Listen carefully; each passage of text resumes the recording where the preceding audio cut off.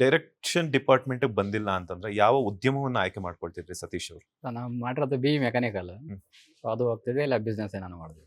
ಆ ಕಡೆಯಿಂದ ಈ ಕಡೆ ಬರೋದಕ್ಕೆ ಹೆಂಗ್ ಇಂಟ್ರೆಸ್ಟ್ ಬಂತು ಅಂತ? ಇಲ್ಲ ಆ್ಯಕ್ಚುಲಿ ಆ ಕಡೆಯಿಂದ ಈ ಕಡೆಯಿಂದ ನಾನು ಇದಕ್ಕೆ ಬರೋಕಂತಾನೆ ಅದಕ್ಕೆ ಬಂದೆ ಸರ್. ಅಂದ್ರೆ ಸೊ ನಾನು ಬೆಂಗಳೂರಿಗೆ ಬಂದಿದ್ದು ಜಾಬ್ ಮಾಡೋಕ್ಕೋಸ್ಕರ, ಬಟ್ ಜಾಬ್ ಮಾಡೋಕ್ಕೋಸ್ಕರ ನಾನು ಇದಕ್ಕೆ ಬೆಂಗಳೂರಿಗೆ ಬರಲ್ಲ, ಇದಕ್ಕೋಸ್ಕರ ಬಂದೆ ನಾನು ಆ್ಯಕ್ಚುಲಿ. ಸರ್ ಇದು ಒರಿಜಿನಲ್ ಕಂಟೆಂಟ್ ಅಥವಾ ಇಲ್ಲ ಇಲ್ಲ ಅಂತಂದ್ರೆ ಫ್ರಿಕ್ಷನಲ್ ಯಾವ್ದು? Story sir. ಹೆಂಗ್ ಬಂತು ಸರ್ ಈ ಒಂದು ಸ್ಟೋರಿ ಲೈನ್ ಎಲ್ಲ? ಸರ್ ಇದು ಫ್ರಿಕ್ಷನಲ್ ಸ್ಟೋರಿ ಸರ್ ಆ್ಯಕ್ಚುಲಿ. ಇದು ಲೈನು ನಮ್ಮ ಫ್ರೆಂಡಂದು ಒಂದು 4 years ಬ್ಯಾಕ್ ಈ ಲಾಕ್ಡೌನ್ ಬಂತಲ್ಲ ಸರ್, ಆ ಇದರಲ್ಲಿ ಎಲ್ಲ ನನ್ನ ಕಂಟೆಂಟ್ ಅವ್ನಿಗೆ ಡಿಸ್ಕಷನ್ ಮಾಡ್ತಿದ್ವಿ, ಅವ್ರದ್ದು ನಮಗೆ ಹೇಳ್ತಾ ಇದ್ದ. ಸೊ ಈ ಥರ ಡಿಸ್ಕಷನ್ ಮಾಡಿದಾಗ ಒಂದ್ಸಲಿ ಈ ಥರ ಒಂದು ಲೈನ್ ಇದೆಯಾ ಅಂತ ಹೇಳ್ದೆ. ಸೊ ಕೆಲವೊಂದು ಕೇಳಿದಾಗ ಸ್ಪಾರ್ಕ್ ಆಗುತ್ತೆ ಸರ್, ಇದು ಪಕ್ಕ ಇದೇನೋ ಆಗುತ್ತೆ ಅಂದೆ.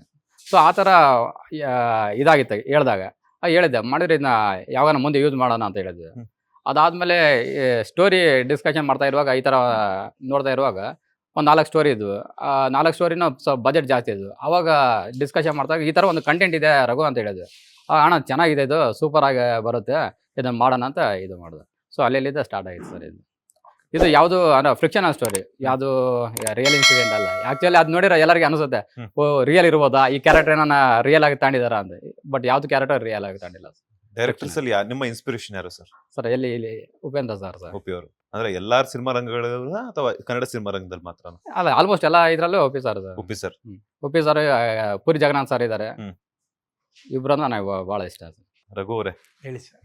ನನ್ಗೆ ಮೂರ್ ಹೆಸರು ಇಟ್ಕೊಂಡು ನಾನು ಏನ್ ಕರೀಲಿ ಅಂತ ಗೊತ್ತಾಗಿಲ್ಲ. ಯಾವ್ದು ನಿಮಗೆ ನಿಮಗೆ ಆಪ್ಷನ್ಸ್ ಕೊಟ್ಟಿದ್ದೀನಿ. ನಿಮಗೆ ಯಾವ್ದು ಈಸಿ ಆಗುತ್ತೆ ಸರಿ, ಈ ಸಿನಿಮಾಗೆ ನೆಕ್ಸ್ಟ್ ಸಿನಿಮಾ ಹೆಸರು ಕರಿತೀನಿ, ಈಗ ರೋಣ ಅಂತಾನೆ ಕರಿತೀನಿ ನಿಮ್ಗೆ. ಎಸ್ ಸರ್, ನಿಮ್ಗೆ ಇನ್ಸ್ಪಿರೇಷನ್ ಯಾರು? ಸಿನಿಮಾ ರಂಗಕ್ಕೆ ಬರೋದಕ್ಕೆ ಕಾರಣ ಏನು? ಯಾವಾಗ ಬರಬೇಕು ಅಂತ ಅನ್ನಿಸ್ತು ಈ ಇಂಡಸ್ಟ್ರಿಗೆ? ಸಿನಿಮಾ ರಂಗಕ್ಕೆ ಬರಕ್ ಕಾರಣ ನನ್ನ ತಂದೆನೆ. ನಮ್ಮ ತಂದೆ ಅಷ್ಟು ಸಿನಿಮಾಗಳು ನೋಡ್ತಿರ್ತಾರೆ.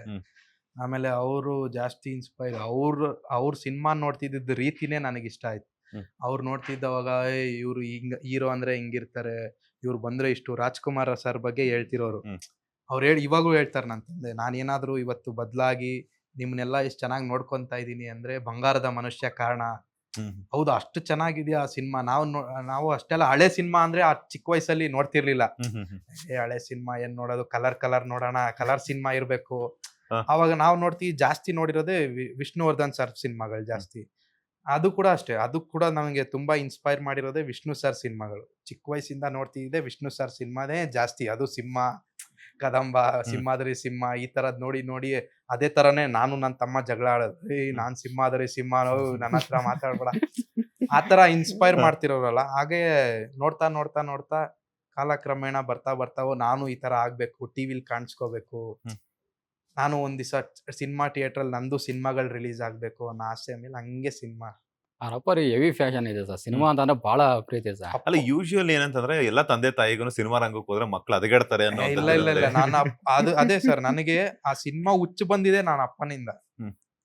ಓ ಸಿನಿಮಾ ನೋಡು, ಇವಾಗ್ಲೂ ಕೇಳ್ತಾರೆ, ಯಾವ ಸಿನಿಮಾ ನೋಡ್ದೆ, ಸಿನಿಮಾ ನೋಡಿ, ಯಾವ್ದ್ರಲ್ಲಿ ಏನೋ ಒಂದು ಕಲಿಯೋದಿರುತ್ತೆ, ಸಿನಿಮಾ ನೋಡು, ಸುಮ್ನಿರ್ಬೇಡ, ವಾರಕ್ಕೊಂದಾರು ಸಿನಿಮಾ ನೋಡು ಅಂತಾನೆ ಹೇಳೋದು ನಮ್ಮಪ್ಪ. ಈಗಲೂ ನಮ್ಮ ಅಪ್ಪ ಅಮ್ಮ ಟಿವಿ ನೋಡಕ್ ಹೋದ್ರೆ ಪಕ್ಕದ ಮನೆಗೆ ಅಲ್ಲ, ನನಗೂ ಹಂಗೆ ಮಾಡಿದ್ದಾರೆ, 10th ವರ್ಗೂ ಹಂಗೆ ಮಾಡಿದ್ದಾರೆ.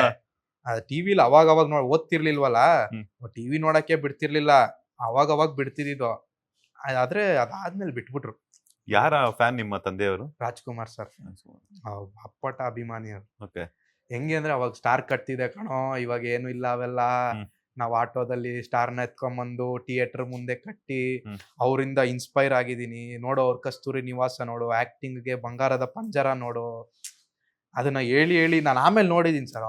ಏನಪ್ಪ ಇಂಥ ಸಿನಿಮಾಗಳು, ಭಕ್ತ ಪ್ರಹ್ಲಾದ ನೋಡು, ಏನ್ ಸಿನಿಮಾ ಅವೆಲ್ಲ, ಆ ತರ ಕಲಿಯೋ, ಅದನ್ನ ನೋಡಿ ಕಲಿ ಅಂತ ಹೇಳ್ತಿರೋರು ಯಾವಾಗ. ಅದೇ ಒಂಥರ ಇನ್ಸ್ಪೈರ್ ಸರ್. ಇವ್ರು ಈ ತರ ಮಾಡ್ತಿದ್ರ. ಆಮೇಲೆ ಅವ್ರದ್ದೆಲ್ಲ ಎಲ್ಲಿ ಕೇಳಿದಾರೋ ಗೊತ್ತಿಲ್ಲ, ಸೆಟ್ ಅಲ್ಲಿ ಅವರೆಲ್ಲ ಸೆಟ್ ಬಂದ್ಮೇಲೆ ಕ್ಯಾರವನ್ಗೆಲ್ಲ ಹೋಗ್ತಿರ್ಲಿಲ್ಲ, ಅಲ್ಲೇ ಕೂತ್ಕೊಂಡಿರ್ತಿದ್ರು. ರಾಜ್ಕುಮಾರ್ ಸರ್ ಬೇರೆಯವ್ರದ್ದು ಆಕ್ಟ್ ನೋಡ್ತಿದ್ರಂತೆ, ಅವ್ರು ಏನಾದ್ರು ನನಗಿಂತ ಜಾಸ್ತಿ ಮಾಡ್ಬಿಡ್ತಾರ ಅಂತ ನೋಡಕ್ ಕೂರ್ತಿದ್ರಂತೆ ರಾಜ್ಕುಮಾರ್ ಸರ್. ಅದನ್ನ ಹೆಂಗೋ ನಾವಪ್ಪ ತಿಳ್ಕೊಂಡಿದಾರೆ ಗೊತ್ತಿಲ್ಲ, ನನ್ಗೆ ಹೇಳುವಾಗ ಹೌದು ನಾನು ಇದೇ ತರ ಇರ್ಬೇಕು ಅಂದ್ರೆ. ಅಷ್ಟು ಸಿನಿಮಾ ಮೇಲೆ ನಾವಪ್ಪ ಹೇಳ್ತಾನೆ ಬರ್ತಿರ್ತಾರೆ, ಹಾಡ್ ಕೇಳು, ಇವ್ರದ್ದು ಹಾಡ್ ಕೇಳು, ನೀನು ಹಾಡಾಡೋದ್ ಪ್ರಾಕ್ಟೀಸ್ ಮಾಡ್ಕೋ, ರಾಜ್ಕುಮಾರ್ ಅವರು ಎಷ್ಟು ಚೆನ್ನಾಗಿ ಹಾಡಾಡ್ತಿದ್ರು ನೋಡು, ಕಲಿ ಅವ್ರ ಹತ್ರ. ಆತರ ಅದೇ ಓಡ್ತಾ ಇರೋವಾಗ ನಮಗೂ ಈ ಸಿನಿಮಾದ ಮೇಲೆ ಹಂಗೆ ಆಸೆ ಶುರು ಆಯ್ತು. ಕಲರ್ ಸಿನಿಮಾಗಳಂತೂ ಮಾಡ್ಬೇಕು, ನೋಡ್ಬೇಕು ಅನ್ನೋ ಆಸೆ ಇತ್ತು. ಕಲರ್ ಕಾಗೆಗಳಿಗೆ ಏನಾದ್ರು ಕಾಳು ಹಾಕಿದೀರಾ? ಖಂಡಿತ ಇಲ್ಲ, ಕಾಗೆಗಳು ನಿಜ ಹೇಳಿ.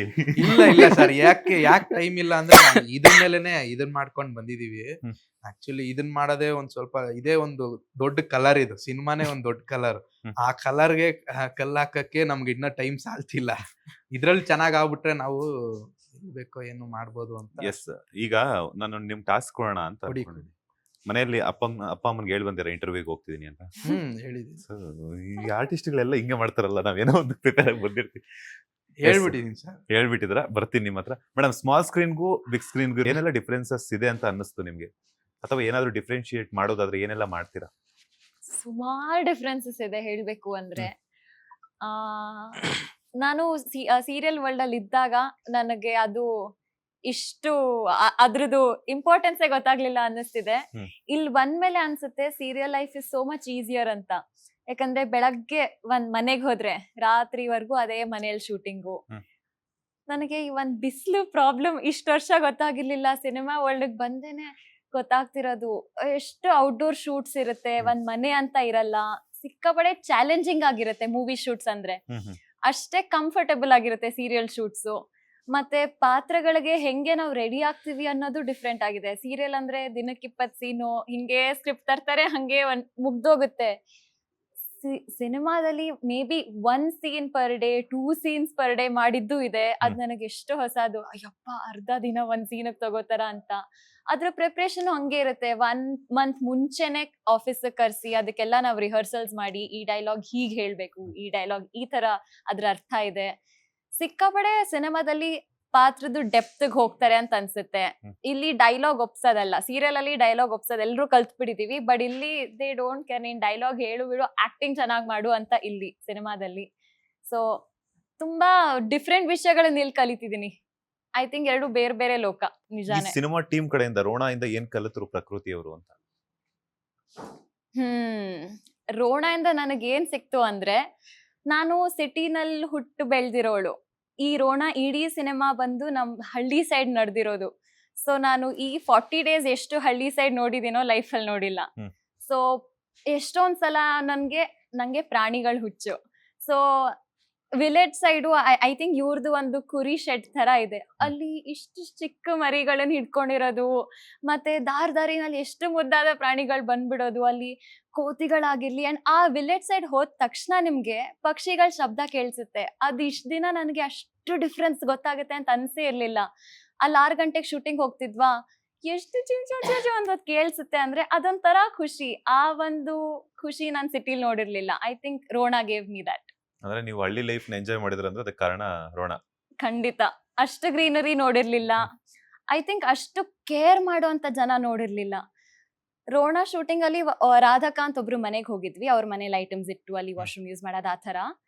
ನಾವ್ ಈ ಸಿಟಿ ಕಡೆ ಹೆಂಗೆ ಬಂದ್ರಮ್ಮ ಹೋದ್ರಮ್ಮ ಸರಿ. ಅವರು ಲಾಸ್ಟ್ ಡೇ ನಾನು ಹೊರಡ್ತಿರೋವಾಗ ಅವ್ರ ಮನೆಯವ್ರನ್ನೆಲ್ಲ ಕರೆದು ಈ ಹುಡುಗಿ ಸೀರಿಯಲ್ ಅಲ್ಲಿ ಮಾಡ್ತಾಳಲ್ಲ ಅಂತ ಕುಂಕುಮ ಕೊಟ್ಟು ಗಿಫ್ಟ್ ಕೊಟ್ಟು ಕಳ್ಸಿದ್ದಾರೆ. ಸೋ ಕ್ಯೂಟ್ ಅಲ್ವಾ? ಏನೆಲ್ಲ ಕೊಟ್ರು ಮೇಡಮ್ ಗಿಫ್ಟ್? ಸಸ್ಪೆನ್ಸ್. 7ನೇ ತಾರೀಕು ಹೇಳ್ತೀನಿ, ಥಿಯೇಟರ್ಗೆ ಬನ್ನಿ. ಥಿಯೇಟರ್ ಅಲ್ಲಿ ತೋರಿಸ್ತೀರಾ ನೀವು? ನಾನು ಥಿಯೇಟರ್ ಅಲ್ಲಿ ಹೇಳ್ತೀನಿ, ಬರ್ತೀರಾ ತಾನೆ? ನಾನ್ ಬರ್ತೀನಿ. ಅವತ್ತು ಹೇಳ್ತೀನಿ ಬನ್ನಿ. ಲೇಟೆಸ್ಟ್ ಹಾಗೂ ಇಂಟ್ರೆಸ್ಟಿಂಗ್ ಸುದ್ದಿಗಳಿಗಾಗಿ ಬಾಸ್ ಟಿವಿ ಕನ್ನಡ ಚಾನೆಲ್ನ ಸಬ್ಸ್ಕ್ರೈಬ್ ಮಾಡಿ.